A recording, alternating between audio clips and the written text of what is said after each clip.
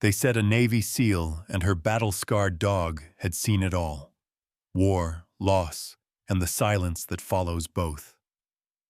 But one frozen night, on the edge of Michigan's white wilderness, an old man opened his door and changed everything.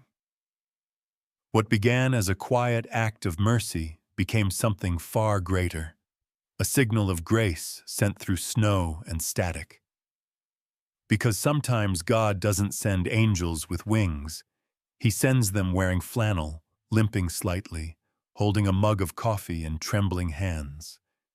Inside that forgotten cabin, they found more than shelter.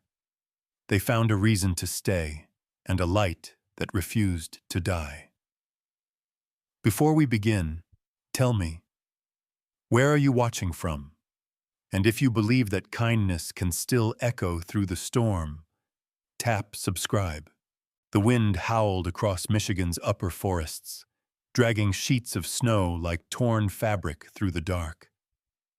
The highway was little more than a pale scar under the moon when Alexandra Alex Hale, 38, gripped the steering wheel of her battered Ford pickup, knuckles white from cold and exhaustion.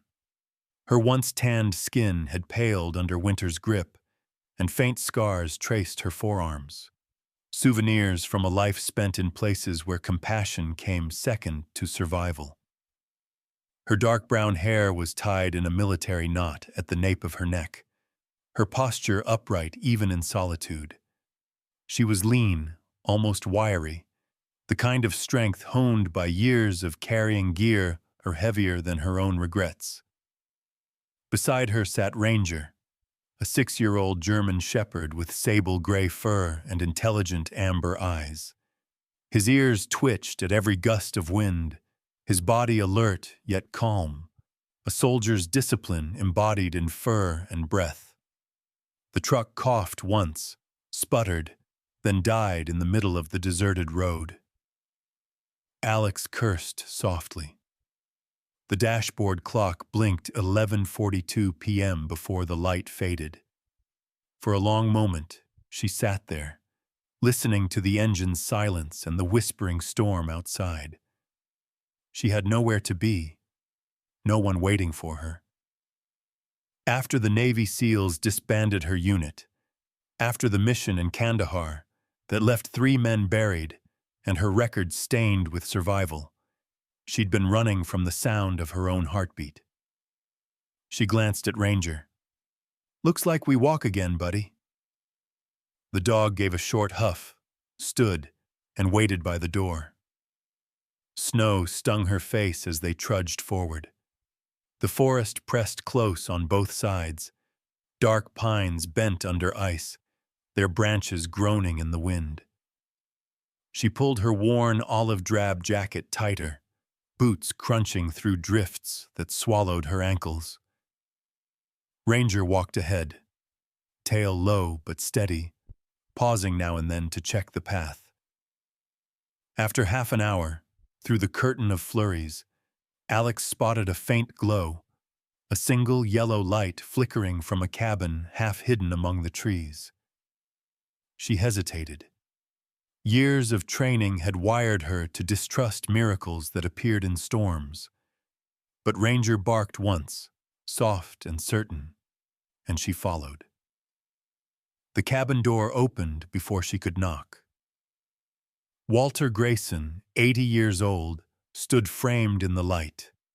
He was tall but stooped, wrapped in a wool cardigan that had outlived most winters. His face was all lines and weather, cheeks hollow, beard trimmed close, hair silver white and thin. But his eyes were striking, pale blue, almost translucent, like frozen lake water under sunlight. His voice rasped, gentle yet measured. "You don't look like the kind who loses her way." Alex wiped snow from her brow. "I'm not lost," she said quietly, "just not sure what I'm still looking for."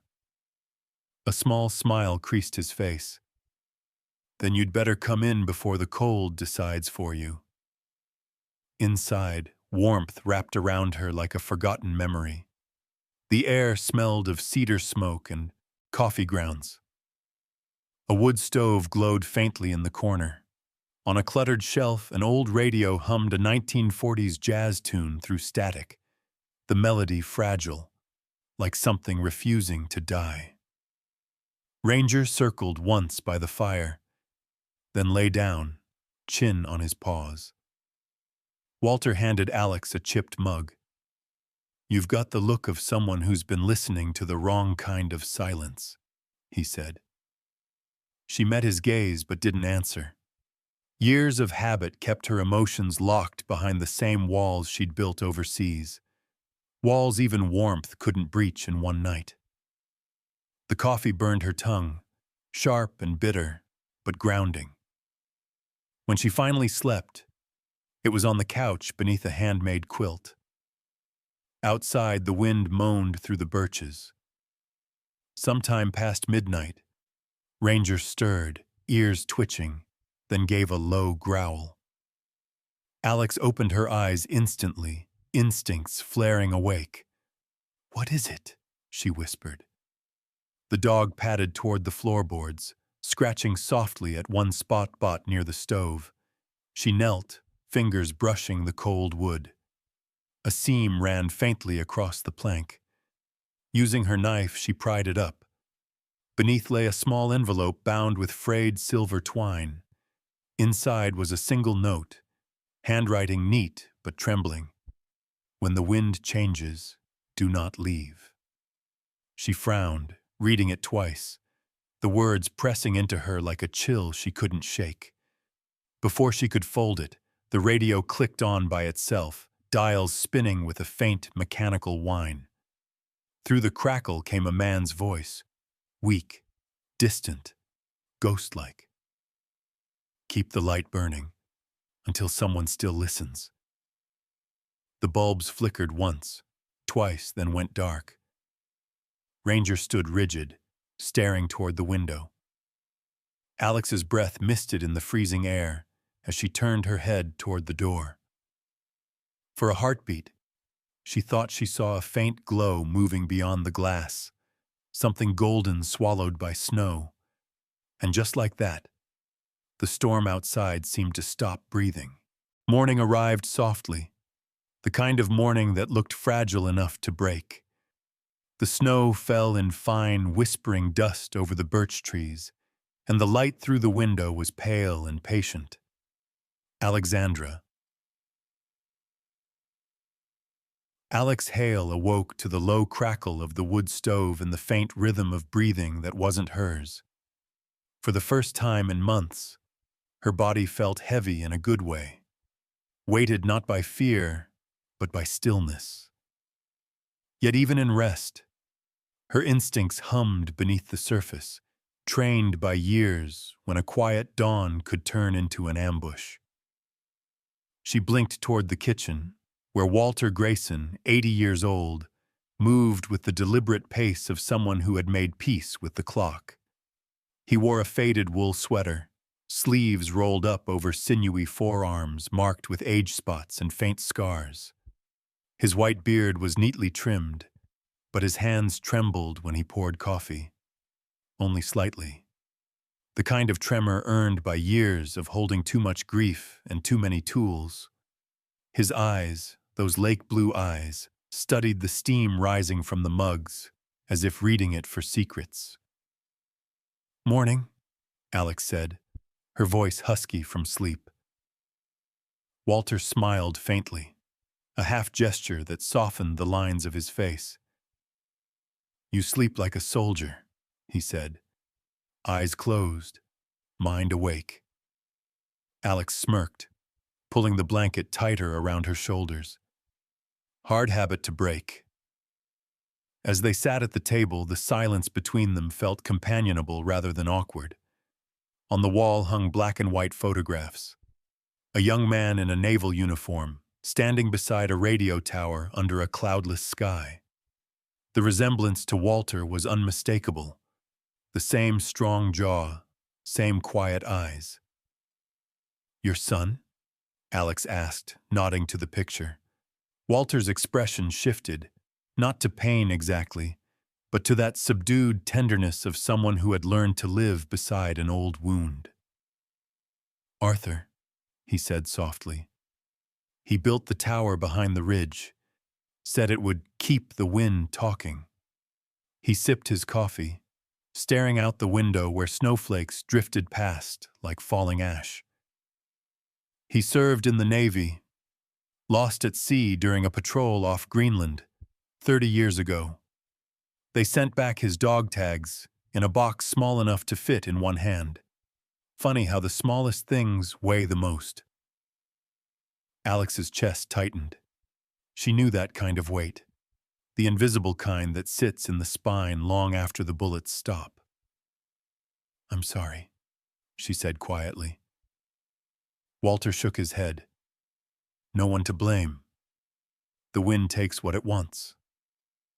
Then he added with a dry chuckle, "Now I just fix what the wind leaves behind." Later that morning, she followed him outside to the back of the property, where a narrow trail wound uphill toward a ridge. The air there was sharper, full of static. Rising from the slope was the radio tower, a skeleton of rusted metal against a gray sky. Cables hung like vines, and the steel frame whined under the weight of the wind. "That's her," Walter said proudly. "My wife used to call it the beacon of memory. She thought it sounded romantic. I think it just sounds stubborn." He handed Alex a toolbox. "If you're going to stay, might as well help the old fool fight gravity." As they worked side by side, Alex found herself studying him between motions, the way his fingers lingered on the wires, as if they were strings of an instrument only he could hear. For a man who had lived alone so long, Walter carried no bitterness, only a weary grace. When he spoke, his tone was equal parts lecture and lullaby. Used to broadcast news, weather, messages from ships, folks around here listened for comfort, said hearing another human voice made winter shorter. He smiled faintly. "Guess that's why I keep it standing. Some ghosts deserve good company." While adjusting a cracked insulator, Alex's gloved hand brushed something half buried under the snow, a small metallic object. She dug it out and wiped off the frost. It was a frequency calibrator, brass edges worn smooth and engraved along the side. "Arthur Grayson, U.S. Navy Communications Division." The lettering had dulled with time, but the pride in the engraving still shone through. She turned it in her palm and felt a strange warmth, as if the metal still remembered the hands that had shaped it. Walter saw the object and froze. For a moment, his composure slipped. He reached out, taking it carefully, like it might shatter. "Haven't seen this since the day the Navy men came to tell me," he murmured. "Guess the wind kept it safe all these years." Alex hesitated, unsure if she should speak, then said softly, "He must have loved this place." Walter looked up, eyes wet but steady. "He did. Said the wind here carried stories. Maybe it's carrying yours now, too." That night, the storm returned, gentle at first, then louder, filling the valley with a hollow moan. The tower began to sing, steel vibrating in harmony with the gusts. Inside the cabin, the radio crackled to life without warning. Alex looked up from the fire, tension stiffening her shoulders. The voice that spilled through the static was female, thin and distant, like it had crossed decades to reach them. The words were broken, fragmented. Birchlight, safe, keep, frequency. Ranger lifted his head, ears pricked, a low growl rumbling in his throat. He stood and moved to the window, staring toward the hill where the tower glowed faintly under lightning. Alex's heart thudded slow and deep. The voice on the radio faded, replaced by the steady hum of wind. Walter watched the dial, his expression unreadable. "You hear that?" Alex asked. He nodded once. "I hear the past," he said quietly. "And it sounds like it's not done talking." Outside, the snow thickened, erasing the path to the tower until only the light from its peak remained, pale and trembling, like a lantern held by a ghost. The day began gray and brittle, the kind of cold that pressed into bones rather than skin. The birch branches outside the cabin bowed under a thin layer of rime, their silhouettes trembling in the wind. Alexandra. Alex Hale zipped up her old olive field jacket, tugging the collar high against the frost. Her face, pale under the morning light, looked sharper than usual, cheekbones like cut stone, eyes alert, restless. She had slept only a few hours. The strange voice from the radio the night before still echoed faintly in her mind. Even when she told herself it was just interference, some old recording, her gut disagreed. Years of missions had taught her that instincts weren't superstition, they were survival. Ranger, her German shepherd, padded beside her through the snow, a silent sentinel. His sable-gray coat caught the faint gleam of dawn, and his breath puffed white in the air. He moved like a shadow trained to read danger, sniffing, pausing, scanning the wind. The two of them traced the perimeter of the property, the way soldiers walk an invisible fence line. Their steps synchronized, cautious. Behind a line of frozen willows, Ranger stopped suddenly. His ears snapped upright, and he began pawing at a mound of snow half buried under the roots. Alex crouched beside him and brushed away the crusted ice. Beneath it, she found an iron latch covered in frost, a trapdoor, its hinges rusted and ancient. "Good boy," she murmured, running a gloved hand through his thick fur. The latch gave way with a groan, exhaling a puff of stale, cold air. The scent was earthy, mixed with iron and cedar. She lifted the wooden hatch, revealing a narrow staircase descending into the dark. With her flashlight, Alex descended carefully, boots echoing against stone. The space below was small, almost womb-like, lined with shelves built from rough pine. Glass jars filled the room, hundreds of them, each sealed tight, labeled in fading handwriting. Aurora beans, frostbite barley, North Star tomatoes. Every jar shimmered with dust, as if time itself had sealed them in amber. On a table sat a stack of parchment-bound records marked Birchlight Fund, 1944. She opened one, her breath visible in the frigid air. It detailed donations from farmers and families, each contributing land to be held in trust for the people of Birchlight Bay. Her brow furrowed. The papers proved the property was designated as a community conservancy, immune to private sale. "Walter," she called up, her voice carrying through the stairwell. "You should see this."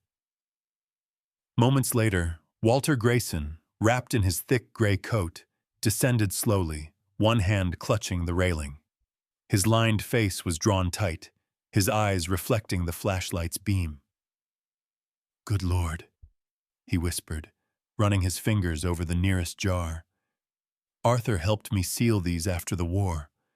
We stored what people called victory seeds, thought they'd be history by now." His voice softened. "Seems history refused to die." Before Alex could answer, a distant rumble cut through the stillness, the low growl of an engine climbing the snowy road. Ranger's ears turned, his body stiffening. Outside, a black SUV rolled to a stop in front of the cabin. The door opened, and Harrison Dean, 55, stepped out. He was tall, broad-shouldered, with a neatly trimmed beard more salt than pepper. His dark overcoat looked too polished for the dirt road beneath his feet. His face bore the kind of composure that came from having the power to buy silence, and the habit of doing it often. His handshake, when it came, was firm but cold. "Afternoon," he said smoothly, voice like a practiced salesman's pitch. "Beautiful property you've got here." Alex didn't return the smile. "Not mine," she said flatly. "Belongs to him." She nodded toward Walter.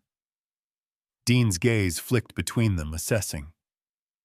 "Mr. Grayson, I represent Dean Development Group. We're building the Birchlight Marina project 2 miles east. This land sits right on the expansion corridor. I'd like to make you an offer. Fair value. Cash." Walter gave a small, dry laugh. "I stopped trading things I love for money about 40 years ago."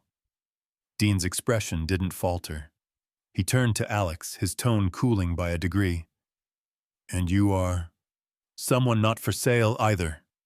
Something sharp passed through his eyes before he masked it with another smile. "Well, if you change your mind, my number's on the card." He slipped a business card into the doorframe and turned back to his SUV.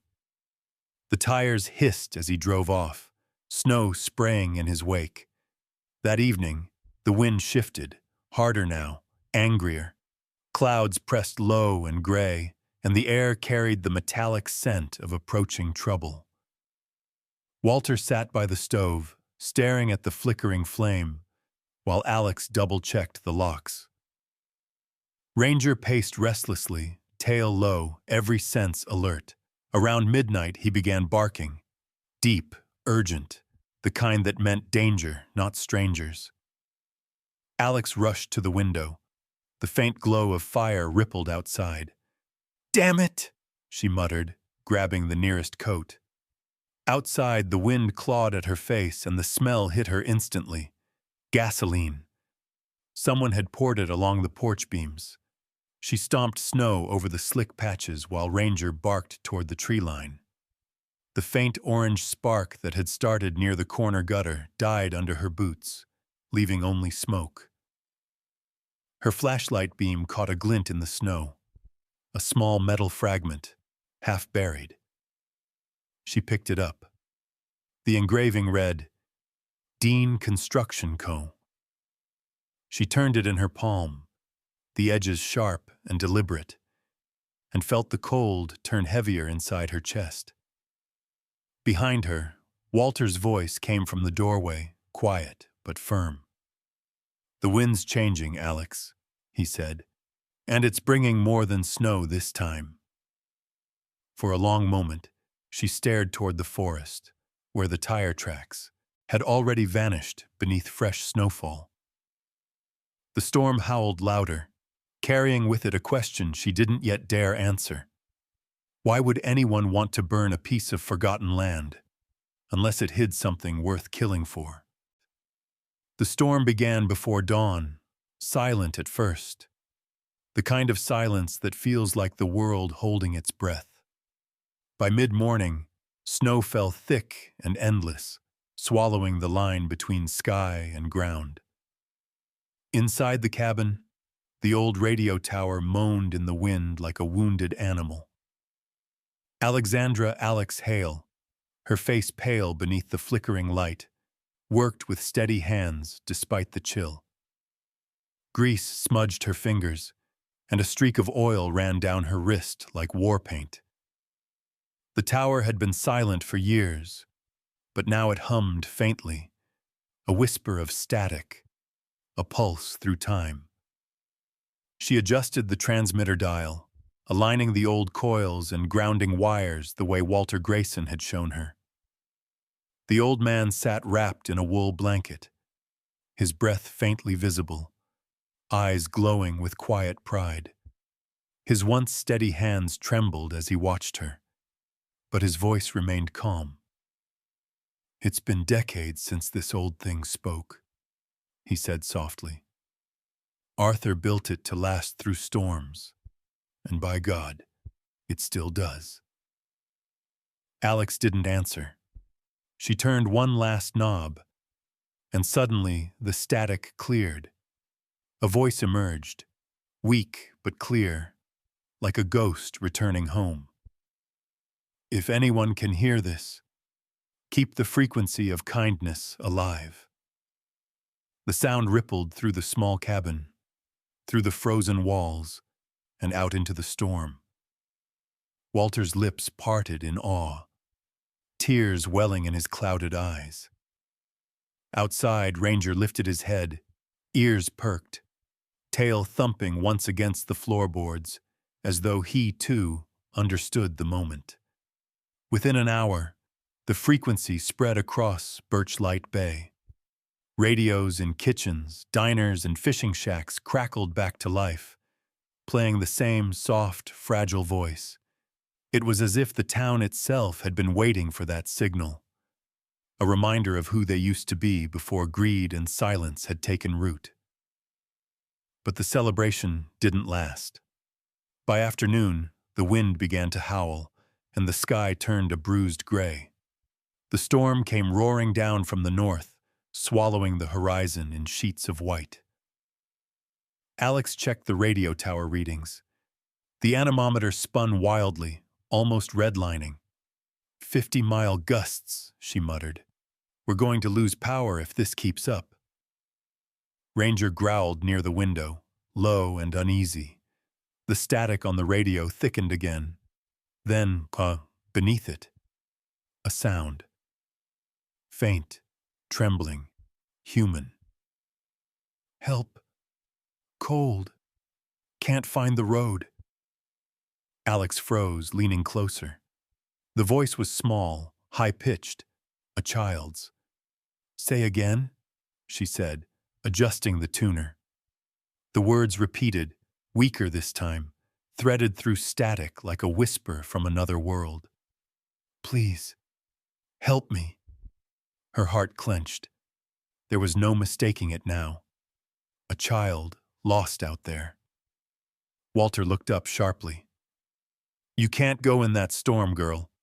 You'll freeze before you find him. Alex pulled on her parka, her breath short but determined. Then we both freeze trying. She whistled for Ranger, who was already standing by. The door, muscles tense, tail low, eyes fixed on her with unspoken understanding. The storm outside was chaos, white upon white, an ocean of wind and snow that devoured sound and sight alike. Each step sank knee-deep, and the cold bit through her gloves like knives. But she pressed on, following the compass on her wrist and Ranger's instincts.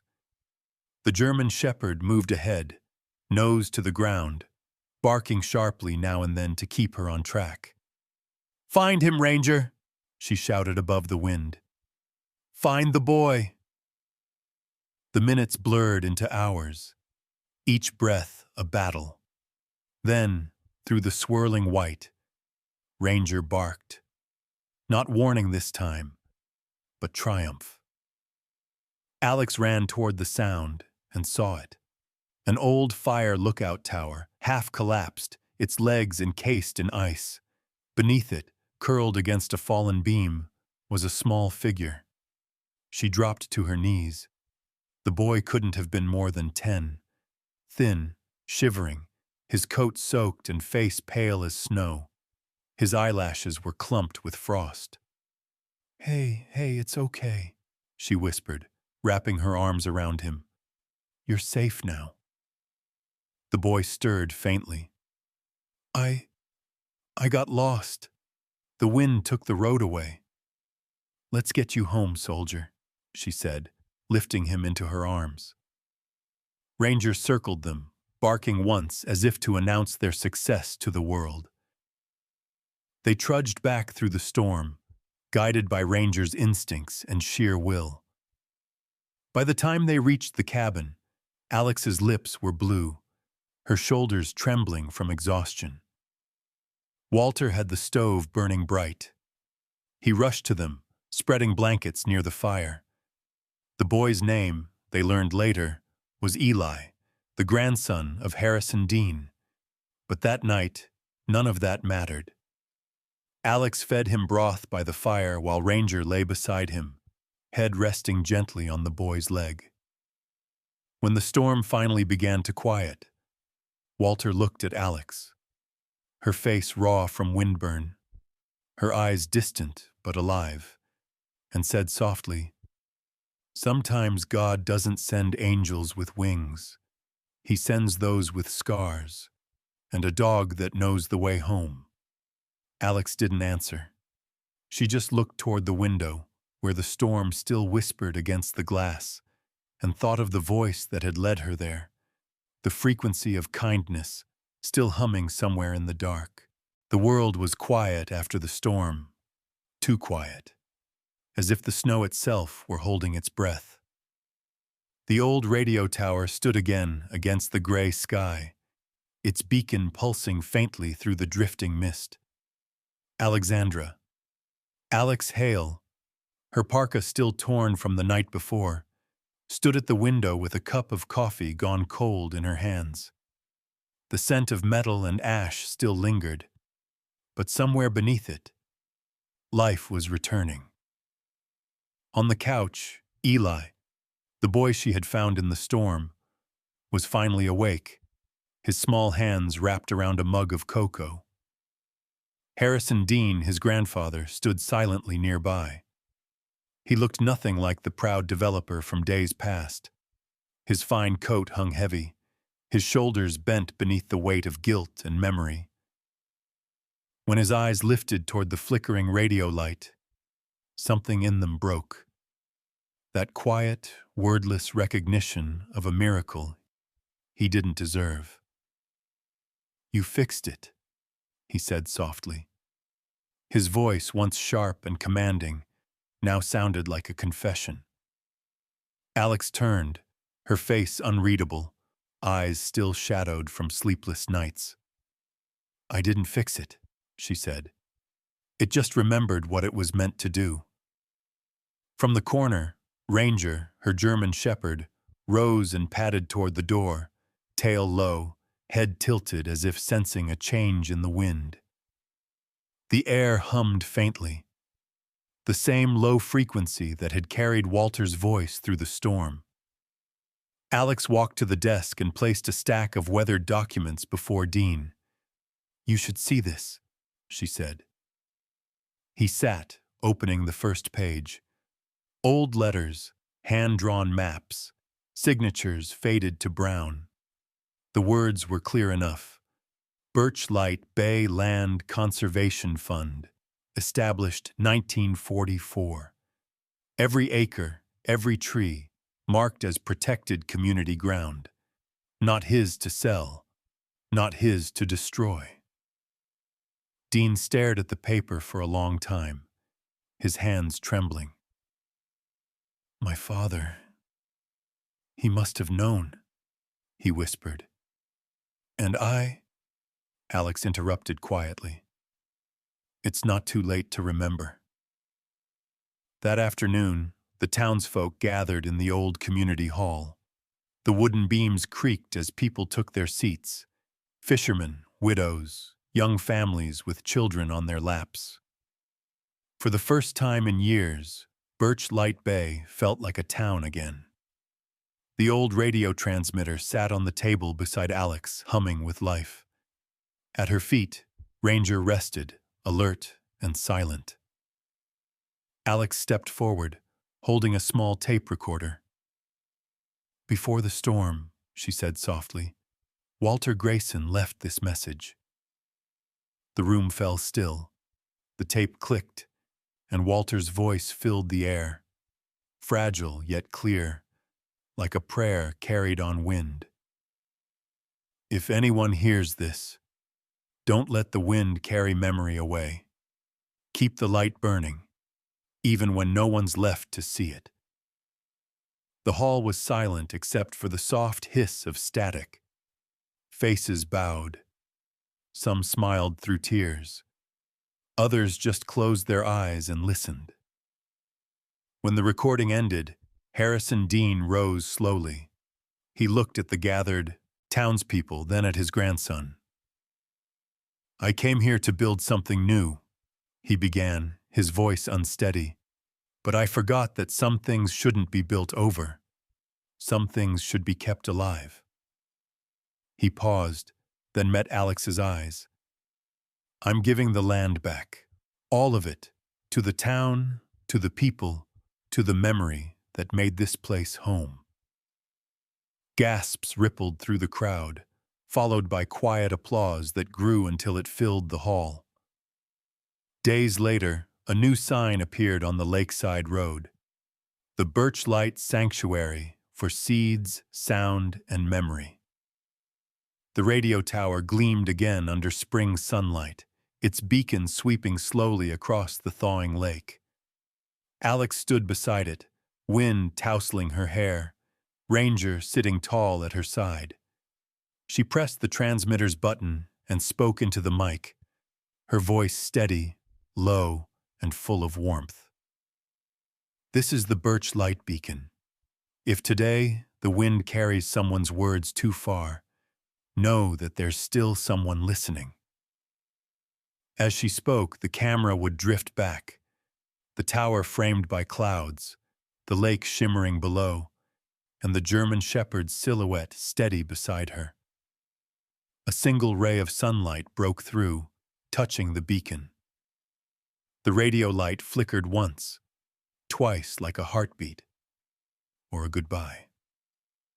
Somewhere in that light, Alex thought she heard Walter's voice again, faint, proud, eternal. "Well done, soldier." And for the first time in years, she allowed herself to smile. Not everyone who carries a weapon is strong. Sometimes, the one who guards the light in the storm, and the loyal dog who never leaves their side, is the one who saves an entire town from being forgotten. Sometimes, the greatest miracles don't arrive in thunder or light. They come quietly, in an old man's faith, in a soldier's second chance, in a dog who never lost the scent of home. Maybe that's how God works. Not through grand gestures, but through ordinary people who choose kindness when no one's watching.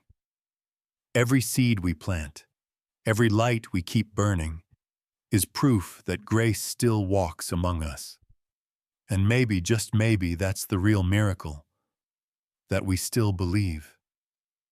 If this story touched your heart, share it with someone who needs a little hope today. Leave a comment, tell us where you're watching from, and don't forget to subscribe, so more souls can find warmth in stories like this. May God bless you, your family, and the quiet miracles waiting in your own everyday life.